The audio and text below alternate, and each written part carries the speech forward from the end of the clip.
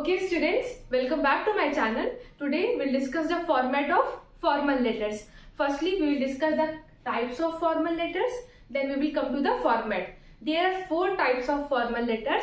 The first kind is complaint letter, the second kind is inquiry letter, and the third kind is letter for placing or cancelling an order, and the fourth type is letter to the editor. Okay, there are 4 types of formal letters and there is a single format for all these types. So with one format we can write all the letters. Okay, now move to the format of formal letters. Okay, now we come to format. Okay, we'll start with sender's address. ठीक है, sender's address सबसे पहले left hand side में top पर ऊपर लिखना होता है, ये जानो. ठीक है, सबसे पहले जब हम लेटर स्टार्ट करते हैं तो एक अप्रोप्रिएट फॉर्मेट यही है. ठीक, ये क्लियर है सबको. सबसे ऊपर सेंडर्स का एड्रेस, मतलब जो भेज रहा है लेटर वो अपना एड्रेस लिखेगा. ठीक है, अगर मैं किसी म्युनिसिपल कॉर्पोरेशन को लिख रही हूँ, मैं किसी XYZ पर्सन को लिख रही हूँ, तो मैं अपना एड्रेस लिखूंगी.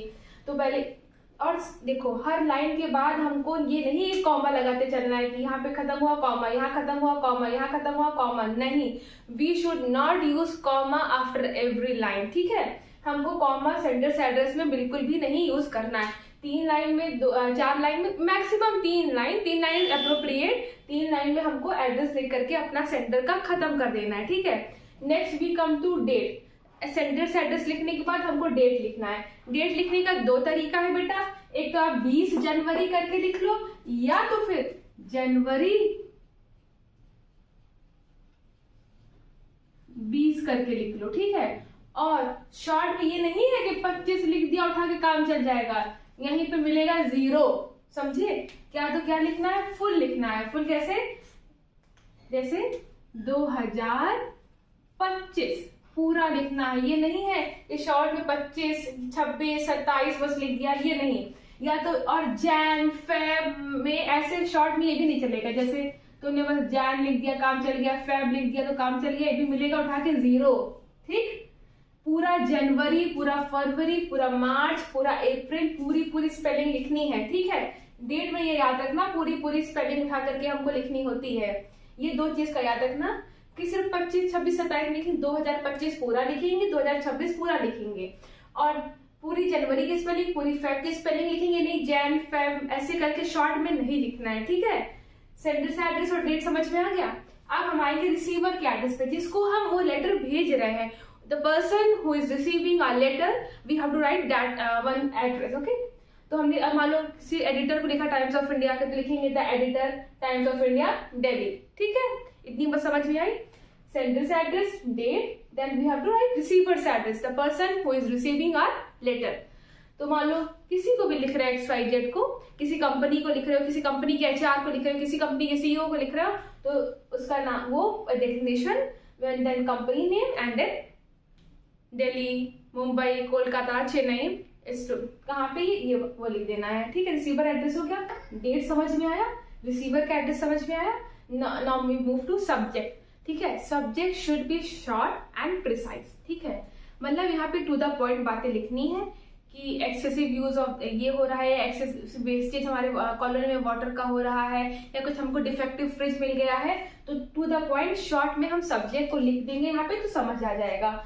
बहुत लंबी चौड़ी कहानी, इतिहास बैठ के हमको यहाँ पे नहीं लिखना है. ठीक है, कि 2-3 लाइन का बैठ के सब्जेक्ट ही लिख रहे हैं, ऐसा नहीं करना है. एक लाइन में, शॉर्ट में, प्रिसाइज में आपको सब्जेक्ट को लिख देना है कि आपका लेटर किसके रिगार्डिंग में है. आप क्वेश्चन से ही अपना सब्जेक्ट उठा लेना. ठीक है, जो क्वेश्चन आपको मिलेगा लेटर लिखने के लिए, वहीं से आप सब्जेक्ट को निकाल लेना शॉर्ट में. ठीक, उसके बाद हम आते हैं सर या मैडम. ठीक है, सर अगर तुमको मालूम है जेंडर कि तुम किसको लिख रहे हो, किसी सर को, किसी मैडम को, तब तो स्पेसिफिक सर लिख देना या सिर्फ स्पेसिफिक मैडम लिख देना. लेकिन अगर क्वेश्चन में जेंडर क्लियर नहीं है तो आपको बेटा दोनों लिखना है, सर एंड मैडम बोथ. ठीक है, ये बात याद रखना. अगर जेंडर आपको क्वेश्चन में पता चल गया है, जो भी क्वेश्चन आपको मिलेगा एग्जामिनेशन में, तो ठीक है, सर लिख देना, मैडम लिख देना. अगर नहीं मालूम चल पा रहा है तो आप दोनों लिखना है, सर या मैडम दोनों. अब बॉडी पर आते हैं. बॉडी में 3 तरह की होती हैं. पहला इंट्रोडक्टरी पैराग्राफ, फिर informative paragraph, then concluding paragraph. 3 paragraph में मिला के आपकी बॉडी बनेगी, ठीक है। ये देख लो, पहले सबसे पहले आपकी इंट्रोडक्टरी आएगी, इंट्रोडक्शन देना होगा, ठीक। इंट्रोडक्टरी पैराग्राफ लिख लिया, फिर उसके बाद इंफॉर्मेटिव पैराग्राफ होगा, फिर आपका कंक्लूडिंग पैराग्राफ होगा, ठीक है। 3 पैराग्राफ मिला करके आपकी बॉडी कंप्लीट होगी, इस बात को याद रखना। बहुत बड़ी बड़ी पैराग्राफ लिखने की कोई जरूरत नहीं है, 4-4 लाइन का पैराग्राफ लिखोगे, नेक्स्ट इनफ, ठीक। क्योंकि आपको लेटर 100 से 200 शब्दों में जो लिखना होता है, तो आप यहाँ पे 3 पैराग्राफ इंट्रोडक्टरी का डाल देना, 3 पैराग्राफ आपका इन्फॉर्मेटिव में होगा, जो आपकी प्रॉब्लम्स होंगी, और कंक्लूडिंग में 3 पैराग्राफ आप आराम से लिख देना, कोई प्रॉब्लम नहीं, ठीक है। बॉडी समझ में आ गई, इतनी सी बात क्लियर है, बहुत आसान है यार। एक बार देख लो कि वीडियो, समझ में आ जाएगा कैसे हम लेटर, फॉर्मल लेटर लिखते हैं। और नेक्स्ट वीडियो में मैं जो सारे 4 टाइप्स बताए हैं उनका एक एक क्वेश्चन आपको करा दूंगी, तो वो समझ जाओगे, ठीक है। बॉडी खत्म होते ही आपका कॉम्प्लीमेंट्री क्लोजिंग आ जाएगा, like thanking you, your sincerely, your obediently, ये सब। लेकिन एक चीज ध्यान रखना, थैंकिंग का टी तो कैपिटल जाएगा, लेकिन यू का वाई कैपिटल नहीं होना चाहिए, ठीक है।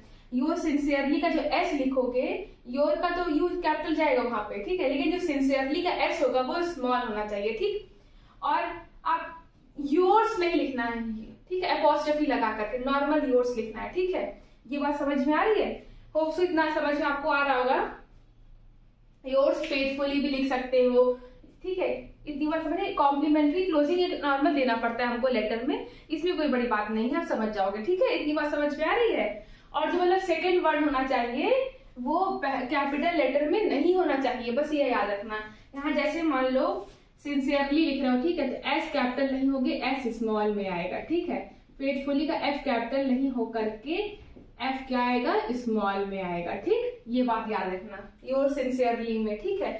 और योर्स का जो वाई आएगा बेटा, वो ऐसे लिखना चाहिए, ठीक। अपॉस्ट्रोफी एस का यूज हम नहीं करेंगे। इतनी बात क्लियर हो रही है, समझ में आ रही है आप लोगों को, ठीक है। अब आता है सिग्नेचर। सिग्नेचर भी नहीं कि बड़ा बड़ा साइन उठा के मार दिया, लंबी लंबी तिरछी तिरछी, नॉर्मल अपना नाम लिखना है, ठीक है। Like my name is Vaishnavi, I write it as this, simple सा। I hope so this is clear to everyone and this is visible also. तो मैं सिर्फ अपना नाम लिखना है, ठीक है। ये नहीं कि बड़े बड़ा वैष्णवी मेरा नाम है तो ऐसे मैं उठा के तिरछा साइन मार रही हूँ, ऐसा नहीं। सिर्फ सिग्नेचर में अपना नाम लिखना है। हाँ, sender's name should be written in signature column, ठीक है। इतनी बात समझ में आ रही है? I hope so this is clear to everyone. और अगर आपका कोई डेजिग्नेशन है, कोई है पोजीशन, तो आप वो लिखना चाहो तो लिख दो, नहीं तो सिग्नेचर नाम लिख के खत्म। इतना अगर आपको फॉर्मेट समझ में आ गया, टाइप समझ में आ गया, in the next video will discuss one question on each every type of this formal letter, ठीक है। So thank you. If you like the video, please do subscribe to my YouTube channel. Okay, thank you.